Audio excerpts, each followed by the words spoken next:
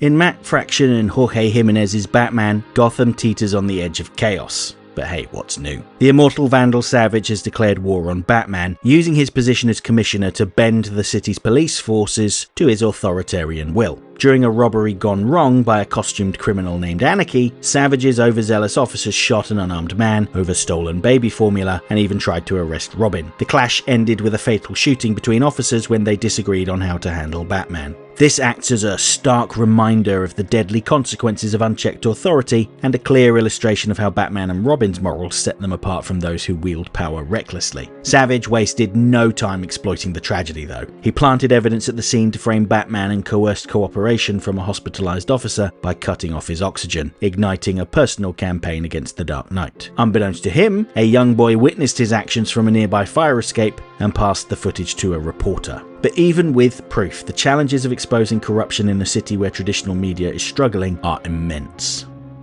At the same time, Arkham's innovative doctor, Dr. Zeller, unveils the Crown of Storms, a headset designed to rehabilitate the criminally insane by rewiring their minds. Crucially, it isn't intended to be a one-off treatment, it's supposed to be more like a pacemaker, something that gets fitted and the wearer lives with. Funded by Wayne Industries, the device sparked a philosophical clash between Zeller's utilitarian vision and Hugo Strange's insistence that madness is inseparable from identity and creativity.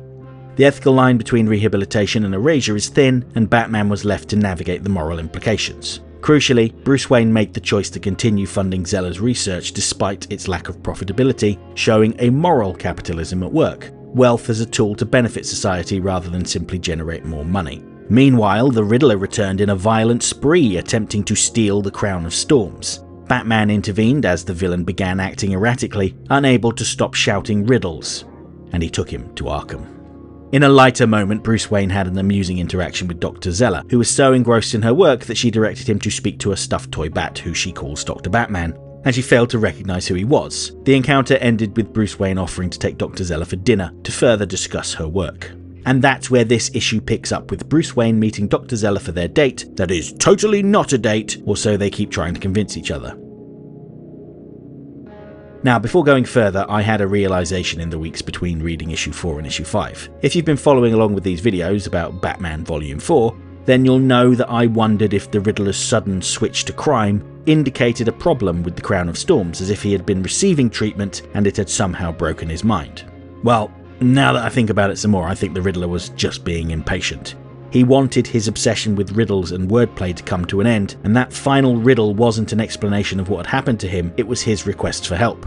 At least, I'm now fairly certain of this. So, as for what happens in this issue, if you were hoping to see more of Vandal Savage's plot against Batman or wanted to learn more about the seven-fingered Minotaur, well, you're out of luck. And actually, that has been a defining feature of this series so far. Major plot threads don't really flow neatly from one issue to the next. Each chapter seems more interested in interrogating a single idea than advancing a single linear plot. Killer Croc's escape from Arkham dominated issue 1, police brutality and Robin's arrest in issue 2, the Crown of Storms issue 3, and the Minotaur arrived in issue 4 before vanishing from this one. But that disjointedness may be the point. Rather than building a straight road, Fraction is laying a mosaic. Each issue acts as a different pressure point in Gotham, and each crisis reveals another way the city is breaking down. And actually, if you look closely, you can see references to earlier plot points.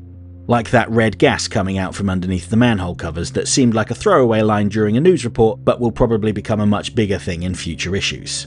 Issue 5 focuses entirely on the aforementioned dinner date between Bruce Wayne and Dr. Zeller. Now, she is clearly someone on the rise, and not just because of her work for Wayne Industries. This whole issue is about how someone has put a bounty out on her, presumably because of her work, and Bruce Wayne has to protect her without giving away that he is Batman. It's a fun premise that has been seen many times before, and my mind immediately goes back to the Batman the Animated Series episode Night of the Ninja, where Batman had to let the ninja thief Kyodai Ken beat him up out of fear that reporter Summer Gleason would realise that he was Batman if he fought back too well. I'm certain there are other examples. I have a vague memory of a similar story set during a bank robbery in the 2000s, but this one does a few different things. Batman makes little effort to seem like a feeble billionaire. He passes off his frankly insane driving skills, which he has totally won awards for, he swears, as being something he picked up in his leisure time. And, you know, billionaires, they're the kind of people that have the time and money to learn to do extreme things like this, I guess. Likewise, when the gang of smartly dressed motorbike assassins armed with katanas turns up, he outclasses them with his driving. Even when he's forced off the road and totals the car, he and Dr. Zeller easily avoid them. However, while on foot, they come face to face with a new Batman villain, the Ojo. Now, she was originally billed as Lady Deathman in a nod to classic Batman villain Lord Deathman, an immortal Japanese gangster. But the rumour mill says that the last-minute change in name came about when Lady Death creator Brian Pulido unleashed his legal eagles, but that may not be true. Either way, her name isn't all that important. She is a skilled fighter and she can turn into a murder of crows, which is pretty cool. There's a lot of cool fight choreography in this issue too, and not an awful lot of dialogue. The Ojo is a woman of few words, and she doesn't seem to be connected to the motorcycle assassins either, given that she attacks them while in the form of crows. She demonstrates her prowess by actually managing to slice Batman with her sword, although he has body armor underneath his suit, another cool Bat gadget that prevents him from being injured. Dr. Zeller managed to break one of the Ojo's swords when it strikes the gift she had been given by Bruce Wayne at the start of their date, a solid cube of titanographene, a rare and expensive metal she needs for the Crown of Storms. This was intended to commemorate the start of their working relationship, but it ended up saving her life. After running through the streets, Batman takes Dr. Zeller up a ladder to the rooftops, presumably to evade the motorbikes, although it's not that clear why they went up there, where they are confronted for the second time by the Ojo. As Batman tells Dr. Zeller to hide, he squares up to her, but Robin arrives with the timely assist, using another cool Bat gadget, the Bat Snare, to shock the Ojo and cause her to flee. Damian tells Batman that he knew who she was and had studied her during his time in the League of Assassins, calling him father, within the earshot of Dr. Zeller, who immediately breaks from cover with an incredulous look on her face. How exactly is Batman going to get out of this one? Has this pretty much guaranteed Dr. Zeller's death? And when will we find out what that curious red gas is? Given that the next issue solicitations mention Hugo Strange's monster men going on the attack, I don't think we're going to find out anytime soon. Still, this was a very dynamic, rapid-paced comic. It may be true that not a lot happened, but at the same time, a lot happened that could have a major impact on Batman's future. Batman number 5 is available now from all good comic shops.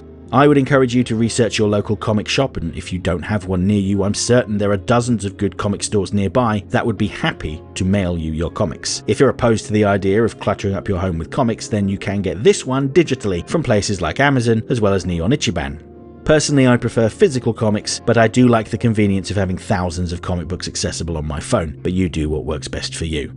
For those that are interested in how my physical collection is coming on, well, it finally happened. We had to upgrade to a bigger storage unit. I spent a good chunk of my Christmas break moving my collection to the new place, and oh lord, I'm tired. This picture shows about half of it. I've still got about 15 or so boxes to go before I'm done. Won't anyone think of my poor aching back? Next time.